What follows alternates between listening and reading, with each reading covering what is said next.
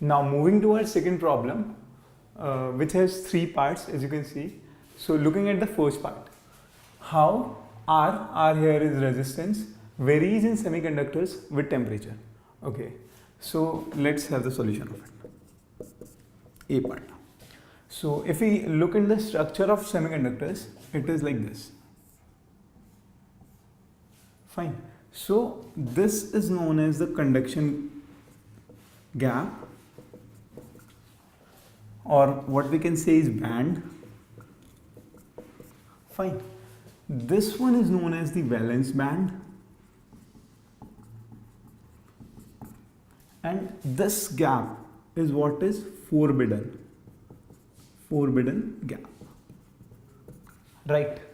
So well, I am just telling you this diagram for a bit of understanding. Well, the question is completely straight. Okay, so let's firstly discuss the answer.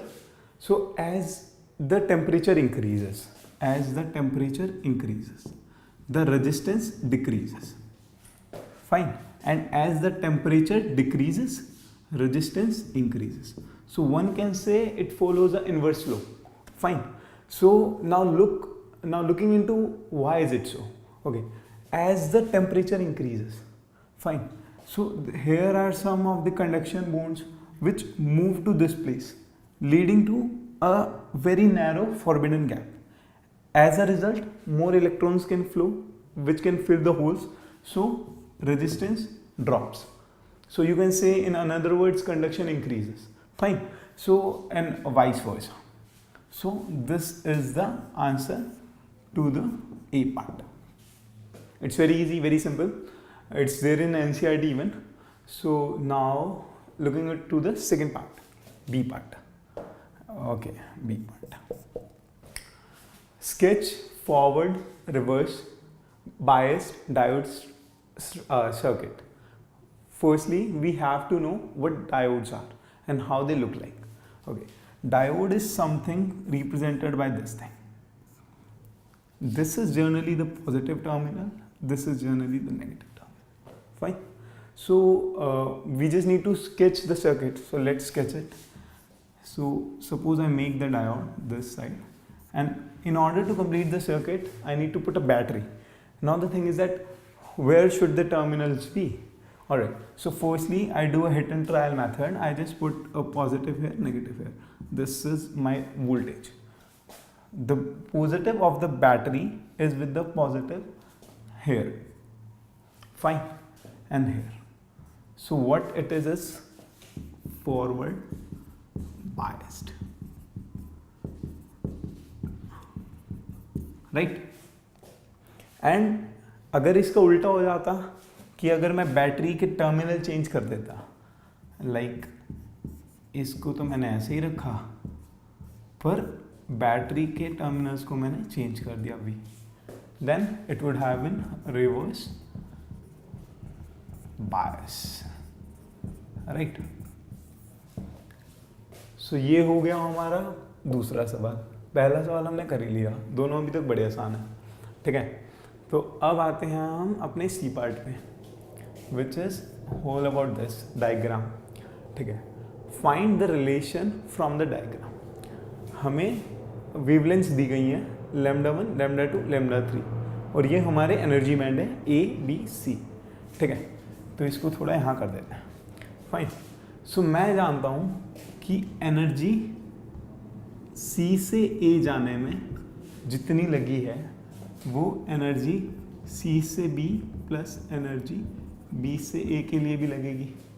ठीक है, इसको मैं bifurcate कर सकता हूँ, like parts में कर सकता हूँ कि 1 + 2 = कंप्लीट 3. राइट? अब मैं ये भी जानता हूँ कि energy in this E = hc/λ.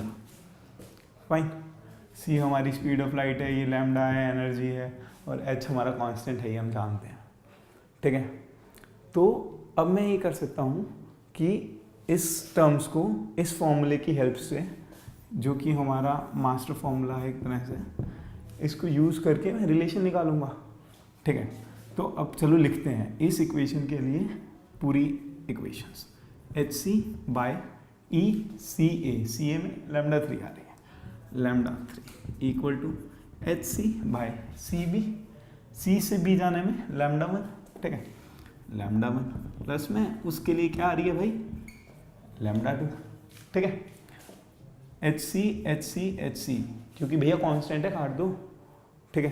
तो फाइनली हमारे पास क्या बच गया, 1 by lambda 3 equal to 1 by lambda 1 plus 1 by lambda 2, ये हमारा रिलेशन आ गया।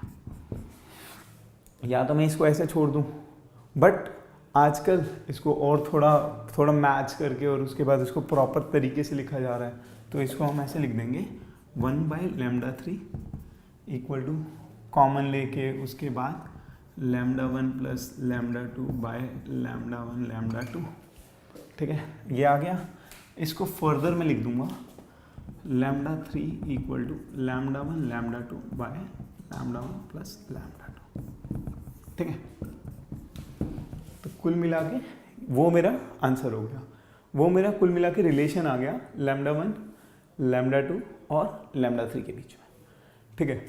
सो कुल मिला के सेकेंड क्वेश्चन बहुत ही आसान था। फर्स्ट तो डायरेक्ट था, वो तो आपको एनसीईआरटी में डायरेक्ट मिल जाएगा। सेकंड वो भी आपको डायरेक्ट डायोड का कॉन्सेप्ट है और उसको जस्ट ये और ये हमें बनाना है तो हमें पूरे नंबर मिल जाएंगे, ठीक है। सी पार्ट उस चैप्टर में पूरा बेसिक ये दिया ही गया है, एनसीईआरटी में भी गिवन है, and H C by lambda ये फॉर्मूला भी हमको गिवन है। उसके बाद तो ज़रा सा हमको मैनिपुलेशन करना है। सो कुल मिला के ये सवाल भी बहुत आसान है। So second question as a whole अगर हम देखें तो कोई भी बच्चा कर सकता है अगर ज़रा भी उसने पढ़ा है तो। एंड ये क्वेश्चन आई विल अगेन से, ये क्वेश्चन आज के टाइम में भी बहुत इंपॉर्टेंट है, कॉम्पिटिटिव एग्जाम्स में ये क्वेश्चन आज भी आता है। सो इस क्वेश्चन को एक बार अच्छे से देखें। सो ये था हमारा सेकेंड क्वेश्चन।